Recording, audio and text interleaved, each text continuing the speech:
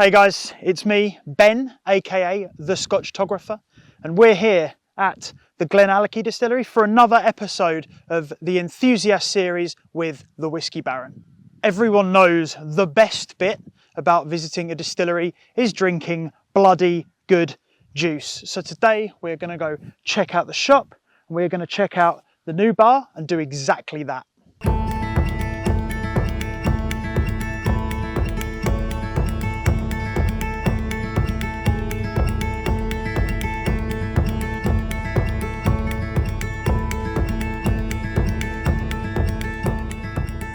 While it's definitely not the biggest shop of any distillery I've been to, they definitely make up for it with the variety of bottles you can pick up in here.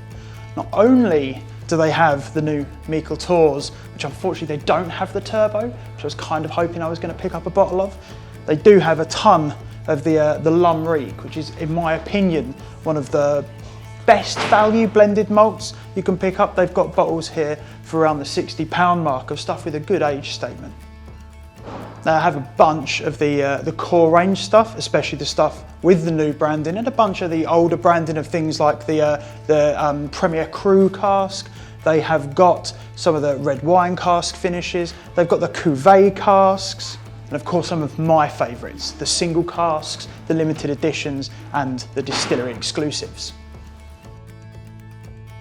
Now for those of you that have got a few more pennies in the bank, you've got some of the more premium stuff. The 30-year-old, which I may have had a little bit of, was absolutely stunning. They've got some of the 2009 Oloroso Puncheon single cask, and I mean these are coming in at 160 quid for like these huge 2009 vintage cask strengths, and probably one of the first single casks with the new branding, which I haven't seen yet. Now some of you will know I'm a bit of a sucker for a hand fill, and I was here last night, and I tried a little bit of the 11-year-old Oloroso Puncheon and the 13-year-old Chinkopin, which are the two hand fills they've currently got, and I was persuaded to look towards the 13-year-old Chinkopin, which is absolutely incredible, but I have to say that 11-year-old Oloroso has been haunting me, so I think one of those is going to be coming home with me as well.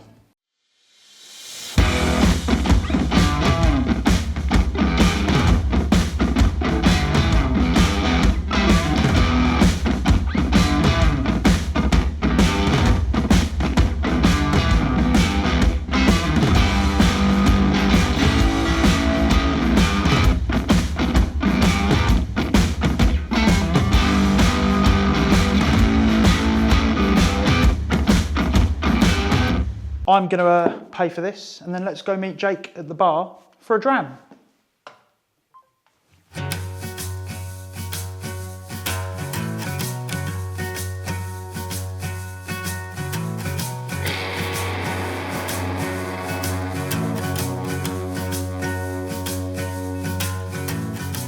So here we are in the brand new, I think it's been open nearly a year now. So we're here at the Glenallachie bar. I'm joined by Jake, a guest on his own show. Thanks Cheers, so much brother. for having me, my guy. I really appreciate it.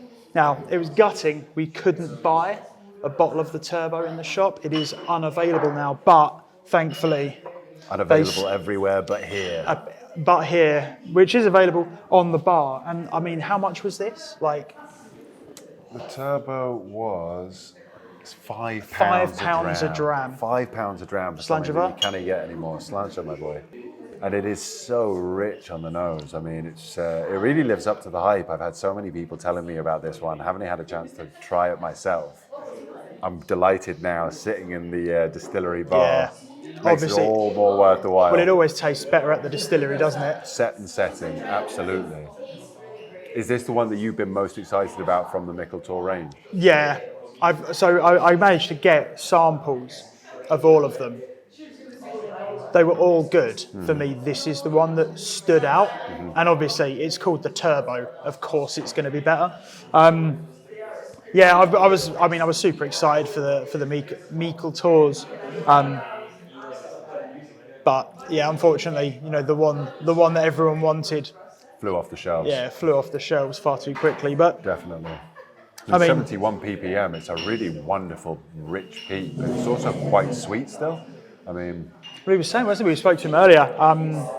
That's measured post-distillation. Yeah. So it's actually 71 ppm in the juice, as it gets not into the bottle, 71 ppm malt going in. Yeah, no, absolutely.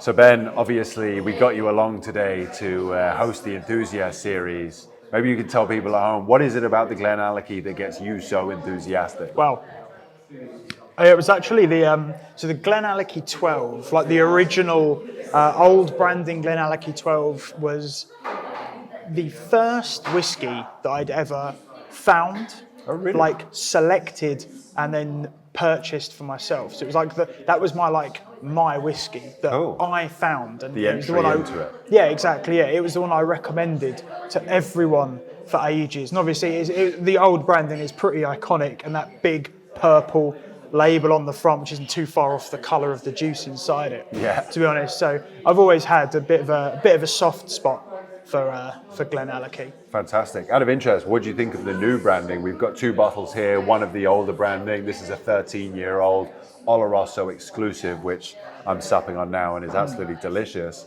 What do you think about the contrast of old to new branding, especially as somebody who's gotten into it on the old branding? Yeah. Do you like the new one? When I first saw it, and when I first saw the brand artwork on Twitter, I wasn't convinced.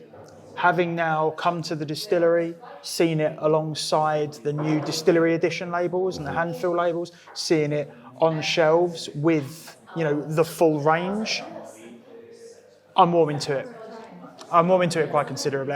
At first I was like, it ain't broke. Yeah, right, okay. Yeah, I didn't really see a point. Obviously, everyone loves the font Papyrus or whatever it is, the stock Windows font almost, that the old Glenallachie label, the old Glenallachie logo was. I didn't really see a need to change it, but obviously Glenallachie are now welcoming a new era. Yeah. So it kind of fits, and I like the fact they've painted a lot of the place as well to fit the new colours. For sure, which definitely. Is a nice touch. I have to say, I think it's wonderful the way they've managed to kind of keep an essence of the old whilst bringing a new, more modern touch to the whole thing. It really is representative of me, where they're going, and the journey ahead, which is exciting. It's great to be sitting here and having a couple of drams with you. Did you manage to pick up anything good in the shop? Anything did I? Stuck out? Okay, yeah. How many things did you pick up in the shop? I should maybe ask. I said I was here yesterday, very briefly, and I did. I tried. I'm a sucker for a hand fill, so I tried one each of the Chinkopin and the Oloroso. Cool. Which one stood out? Well, both were stunning. I couldn't choose. Brenda, the legend in the shop, talked me round to the Chinkopin. Okay. You can get Oloroso anywhere. You've had lots of Oloroso. You don't often get Chinkopin. That's true. I thought.